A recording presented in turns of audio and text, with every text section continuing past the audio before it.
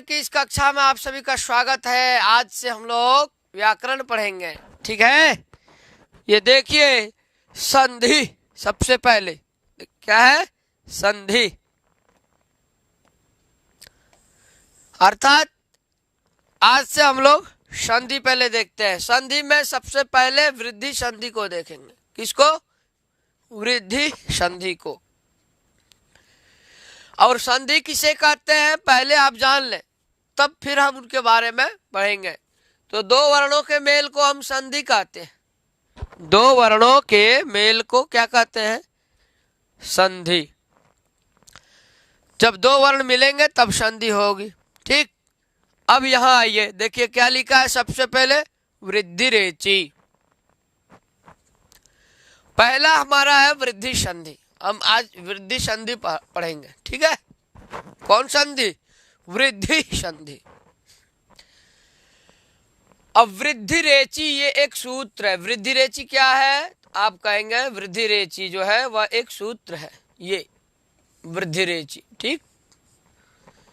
वृद्धि रेचि जो है यह कहता है कि यदि अ या आ के बाद, किसके बाद?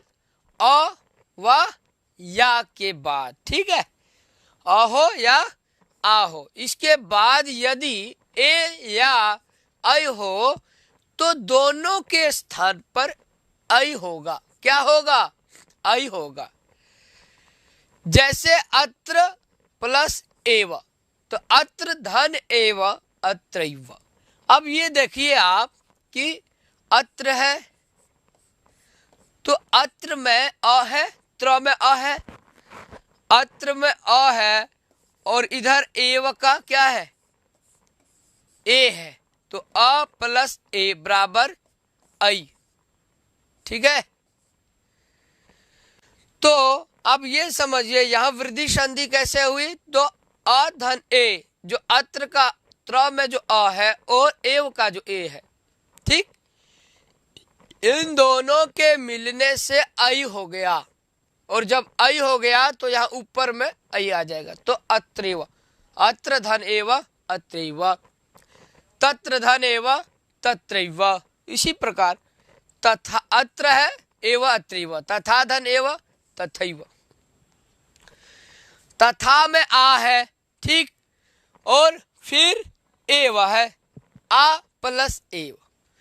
यदि अ के बाद ए रहे तो भी ऐ होगा, और यदि आ के बाद ए रहे, ये देखिए लिखा है आ और ए, तो तथा में आ है और एव का ए है, तो आ और ए मिलकर के क्या हो गया? ऐ हो गया। तो बन गया तथैव। उसी तरह जनैक्यम, जन धन ऐक्यम, जन धन ऐक्यम, अर्थात अ के बाद ए रहे चाहे आई रहे तो भी ऐ होगा।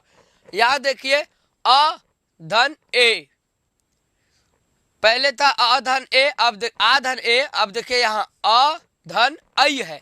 जनैक्यम में क्या है? अ धन ऐ, तो दोनों के मिलने से ऐ हो जाएगा। तो जनैक्यम बन गया। क्या बन गया? जनैक्यम। उसी तरह महाऐश्वर्यम, महा में आ है, आ धन, देखिए महा का आ और ऐश्वर्य का ए, चाहे अ के बाद ए रहे चाहे अ के बाद ऐ रहे, व आ के बाद ऐ रहे, व अ के बाद ऐ रहे तो भी ऐ होगा। तो इस तरह से देखिए आप, महा में आ है और ऐश्वर्यम का ऐ है, तो आ धन ऐ बराबर ऐ, तो क्या हो गया? महेश्वर्यम। क्या हो गया? महेश्वर्यम। उसी तरह ओकर वाला उदाहरण, जैसे अधन ए बराबर ऐ होता है, वैसे ही अधन ओ बराबर औ हो जाएगा, वृद्धि हो जाएगी। क्या हो जाएगी? वृद्धि। हम लोग वृद्धि संधि पढ़ रहे हैं। कौन सी संधि? वृद्धि संधि। तो यहाँ पे हर जगह वृद्धि होगी।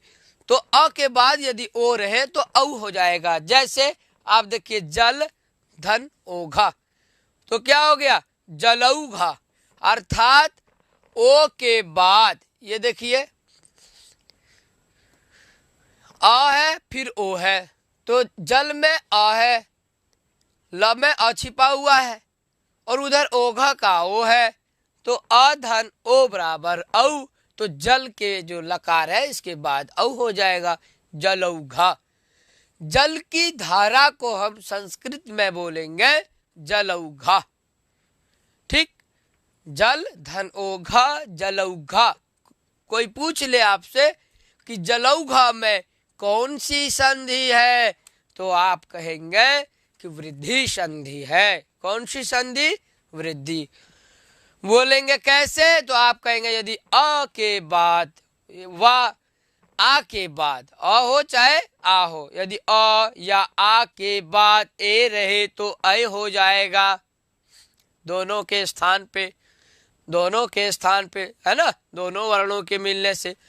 यदि अ के बाद या आ के बाद ओ रहे तो औ हो जाएगा। तो यहां देखिए जैसे जलौघा।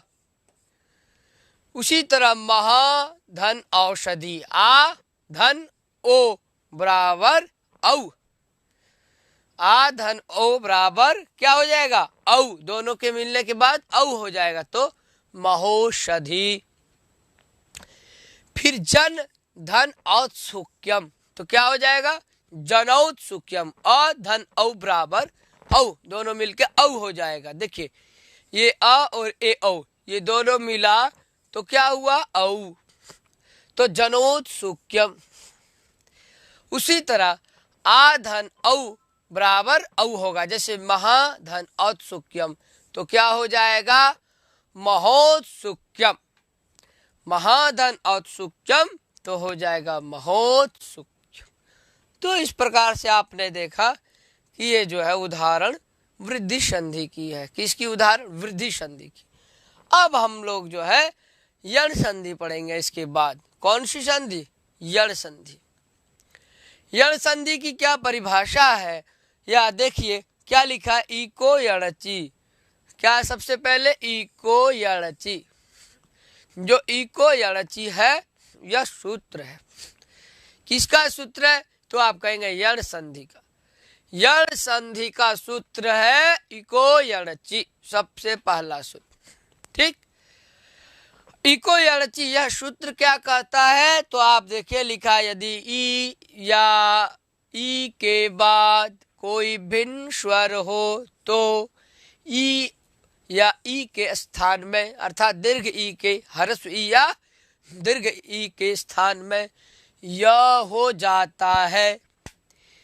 यदि ह्रस्व ई या ह्रस्व ऊ के बाद, ठीक लिखा है ना, यदि ह्रस्व ई या दीर्घ ई, दोनों ह्रस्व ई हो चाहे दीर्घ ई हो, यदि ह्रस्व ई या दीर्घ ई के बाद कोई भिन्न स्वर हो, उसके बाद यदि कोई उससे भिन्न स्वर हो, स्वर वर्ण, ठीक है ना, तो उस ह्रस्व ई या दीर्घ ई के स्थान में क्या हो जाएगा? य हो जाएगा, अंतस्थ यकार। ठीक, उसी तरह ह्रस्व उ या दीर्घ उ के बाद यदि कोई भिन्न स्वर हो तो ह्रस्व उ व दीर्घ उ के स्थान पर व हो जाएगा। क्या हो जाएगा? व।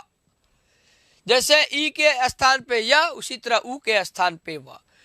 उसी प्रकार री के बाद कोई भिन्न स्वर हो तो री के स्थान पर र हो जाता है। री के बाद यदि कोई भिन्न स्वर हो तो री के स्थान पे क्या हो जाएगा? र हो जाएगा। और री के बाद कोई भिन्न स्वर हो तो री के स्थान पर ल हो जाता है। अब आइए कुछ उदाहरण देखेंगे। जैसे प्रत्येकम में क्या है? प्रति है। तो प्रति में देखिए ई है, ह्रस्व ई है, धन ए है, तो ई के बाद भिन्न स्वर है क्या? नहीं, ए तो स्वर है, स्वर वर्ण। तो यदि ह्रस्व ई व दीर्घ ई के बाद कोई भिन्न स्वर हो तो फिर क्या हो जाएगा? ई के स्थान पर, इस ई के स्थान पे य हो जाएगा। जैसे प्रत्येकम में ई था, फिर इधर ए था, तो ई के स्थान में य हो गया। और जब ई के स्थान में य हो गया, देखिए तकार में जो हर्ष ई था उसको य हो गया, और उधर का एकम का जो ए है उसको आप ऊपर कर दीजिए, तो फिर क्या बन गया? प्रत्येकम। तो कौन सी संधि हुई? तो आप कहेंगे यण संधि। बोलेगा यण संधि का सूत्र क्या है? आप कहेंगे इको यणचि। इक के स्थान पे यण होता है, अच के परे रहते, ऐसे भी आप समझ सकते हैं। क्या? जो इक के स्थान पे, इक क्या है बोलिएगा? एक प्रत्याहार है। क्या है? प्रत्याहार। कौन कौन सा? ई, उ, री, री आता है इक प्रत्याहार में। तो इन वर्णों के बाद, अर्थात इक प्रत्याहार में जो वर्ण आते हैं, इनके बाद यदि अच वर्ण हो, अर्थात स्वर वर्ण हो, कौन कौन? आ, ई, उ, री, री, ए, ओ, आई, औ, ऐसे यदि स्वर वर्ण अर्थात भिन्न, यहां लिखा है ना री के बाद कोई भिन्न स्वर हो, री, तो इन वर्णों के बाद, ई के बाद यदि कोई भिन्न स्वर हो तो ई को या, उ के बाद कोई भिन्न स्वर हो उ के स्थान पे व। उसी तरह आप देखिए दूसरा उदाहरण, प्रत्यक्षम। प्रत्यक्षम में क्या है? प्रति है। प्रति में त में हर्ष ई है, उसके बाद प्रतिधन अक्षम। तो प्रति में जो ई है उसके बाद देखिए भिन्न स्वर क्या है? तो उसके बाद भिन्न स्वर अ है। तो यदि हर्स्व ई के बाद भिन्न स्वर, ठीक है, ई के बाद प्रति में ई है, उसके बाद भिन्न स्वर अ है, तो उस ई के स्थान पे य हो जाएगा। क्या हो जाएगा? य हो जाएगा। तो प्रत्य, उसके बाद आगे क्षम है, इसको मिला दीजिए तो क्या बन जाएगा? प्रत्यक्षम। ठीक, अब आगे चलिए, उसी तरह और एक उदाहरण देखते हैं। परिआवरणम। री में हर्स्व, परि में जो री है उस री को, ठीक है, री में जो हर्ष ई है उस ई को य हो गया। तो जब य हो जाएगा तो ये समझिए र ऊपर चला जाएगा, क्योंकि याद रखिए जब र के बाद कोई व्यंजन वर्ण आए तो वो समझिए कि ऊपर जाएगा। तो ये से परि, ये से हो जाएगा पर्यावरणम। पर्यावरणम। जैसे यहाँ लिखा है, आप ये ध्यान दीजिए, हर्ष ई क्या है? परि में जो री, र में जो हर्ष ई है, ठीक है, इसको य हो गया। क्यों हुआ? क्योंकि भिन्न स्वर आ है बाद में। ठीक, तो जब य हो गया तो वहां पे क्या हो जाएगा? ये ध्यान दीजिए, प। ठीक, अब जो र था वो र ऊपर चला जाएगा। ठीक, र कहाँ चला जाएगा? ऊपर, ऐसे यहां आ जाएगा। क्यों? क्योंकि याद रखिए पर्यावरणम में र के बाद यदि आप देख रहे हैं स्वर आ रहा है, स्वर वर्ण है, तो स्वर वर्ण है तो ये समझिए री के ई को य हुआ, उसके बाद ये रकार ऊपर चला जाएगा, वर्णम ऐसे कर दीजिए। ठीक, आगे देखिए, पितृधन आदेश। री को क्या हो जाएगा? तो री को र हो जाएगा। क्यों होगा? तो री के बाद कोई भिन्न स्वर हो, तो री के बाद भिन्न स्वर क्या? आ है, तो पित्रादेश। उसी तरह मातृधन ए, तो मातृ। क्यों? री को र हो गया, तो मातृ में जो री है वो र हो जाएगा, तो मात्र हो गया। ठीक है, और ए को आप मिला दीजिए तो मात्रे हो जाएगा। उसी तरह आप आगे उकार वाला देखिए, जैसे ई को य होता है वैसे ही ऊ को व होता है। जैसे स्वागतम में जो स्व में जो हर्ष उकार है ऊ, उसके स्थान पे वह हुआ है ना, ऊ को वह होता है। कब होता है? तो बोले जब भिन्न स्वर हो। तो भिन्न स्वर आ है, तो आ है तो ऊ को जब वह हो गया आ मिला दीजिए तो स्वागतम। उसी तरह मध्वरी, मधु में ऊ है, ऊ के बाद यदि भिन्न स्वर अ है, ऊ के स्थान में वह हो गया, अ को मिला के मध्वरी करिए। उसी तरह अनु में हर्स्व ऊ है, भिन्न स्वर ए है, अन्वेषणम बन गया।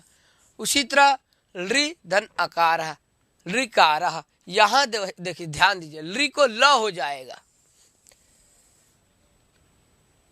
लकार, लृ को ल हो गया, लृ को ल हो जाएगा। कब? जब भिन्न स्वर रहे बाद में। तो भिन्न स्वर क्या है? अ है तो ल हो गया, उसके बाद कार हम कर दीजिए तो हो जाएगा लकार। आगे चले इस प्रकार से। अब हम आगे चलेंगे। यहाँ देखिए अयादी संधि लिखा। अब हम अयादी संधि को भी देख लेंगे। किस संधि को? अयादी संधि को। इसमें क्या लिखा है कि एचो यवाया वह एक को अय हो, ए के स्थान पे अय और ओ के स्थान पे औ और आई के स्थान पे आय और औ के स्थान पे आव हो जाता है बाद में कोई स्वर हो तो। जब कोई स्वर वर्ण बाद में होगा, किसके बाद में? ए या आई के बाद में या ओ या औ के बाद, तो उस ए के स्थान में आई आदेश होगा, ओ के स्थान में औ आदेश होगा। ठीक है ना? ए को अय, ओ को औ, फिर आई को आय, फिर औ को आओ। जैसे नयनम, ने में ए है और अनम का है अ, तो ए के बाद क्या है? अ है। तो ए को अय होता है कब होता है? जब बाद में स्वर हो तो स्वर में अ आया, इसीलिए ए को अय हो गया। जब ए को अय हो जाएगा तो नयनम हो जाएगा। देखिए इधर ने है, फिर अनम है। अनम का जो अ है वो स्वर वर्ण है, अ स्वर वर्ण है। तो जब स्वर बाद में हो तो इस एकार के स्थान में अय, जो ने में जो ए है इसको अय होगा। क्या होगा? अय। तो क्या बन जाएगा? नय बन जाएगा। और उधर का नम, जैसे नय अय हुआ, अ मिला दीजिएगा तो पूरा अ हो जाएगा और उसके बाद नम कर दीजिए तो क्या बन जाएगा? नयनम। क्या बन जाएगा? नयनम। ए को आई हुआ, अनम को आप मिला दीजिए, जब अनम आके मिल जाएगा तो नयनम हो जाएगा। उसी तरह शयनम, शे धन अनम शयनम, ए को अय हो गया तो जैसे नयनम वैसे शयनम। उसी तरह संचय, ए को अय हो गया, अह को मिला दीजिए, संचय बन जाएगा। एक बार फिर से आप देख लीजिए। संचय में क्या है? संचय है और अह है, यही है। संचय है और अह है। इस ए को अय होगा कब होगा? जब स्वर वर्ण बाद में होगा। तो जब उसको अय आदेश हो जाएगा तो संचय हो जाएगा। ए को अय होगा अर्थात संचय हो गया और उधर विसर्ग य को मिला दिए, या में विसर्ग हो गया, संचय।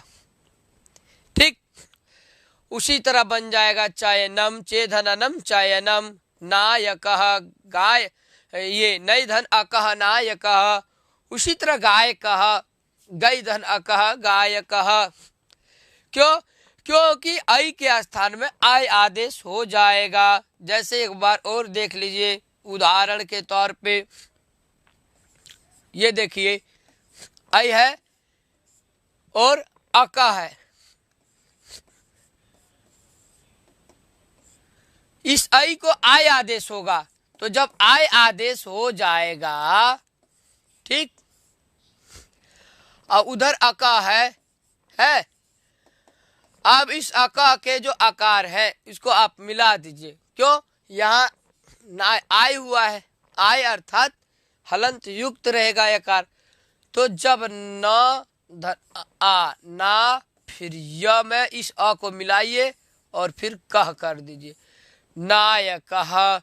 वैसे ही बनेगा गायक, गई धन अकह तो गायकः। चलते हैं आगे। उसी तरह पवना, पो धन अनः पवना, ओ को औ आदेश हो गया। ओ को क्या हो गया? औ। ये देख लीजिए पो धन अनः है, ठीक है। जब ओ को अ होगा तो प हलंत से युक्त हो जाएगा, उधर औ हो गया, ठीक है। अब सबको मिला दीजिए। जब आप सबको मिला देंगे तो पवनः, ठीक, पवना हुआ। उसी तरह बन जाएगा भवनम, भो धन अति भावती, ओ को अव हो गया, ठीक है, आगे मिला दीजिए अति भावती। अब देखिए पावकः, पावकः में औ है, औ को आव आदेश होगा, औ को क्या हो जाएगा, आव हो जाएगा, पौ धन अकह, ये है, औ को क्या हो गया, आव हो गया। जब आव हो जाएगा तो प और देखिए ये आव ऐसे हो जाएगा, ऐसे, ठीक, क्यों, क्योंकि जब जो औ है स्वर जब हट जाएगा तो प में हल बच जाएगा, हल से युक्त है, क्योंकि प वर्ण जो हलंत है तो हल वर्ण है, प है, फिर आव हो गया, आगे देखिए अका है, क्या है, अका है। तो अब मिला दीजिए सबको, पावकः, पावकः बन गया। उसी तरह नाविकः, नौ धन इकः नाविका, भौ धन उकः भावुकः, ठीक है। तो आज हम लोग वृद्धि संधि और यण संधि और अयादि संधि इनके बारे में देख लिया। आगे हम लोग जो है राम शब्द रूप पढ़ेंगे। आज हम लोग क्या क्या पढ़ लिए, तो वृद्धि संधि, फिर यण संधि और अयादि संधि, ठीक है, इतना देख लिया। आज के लिए इतना ही। नमः संस्कृताय, नमो नमः।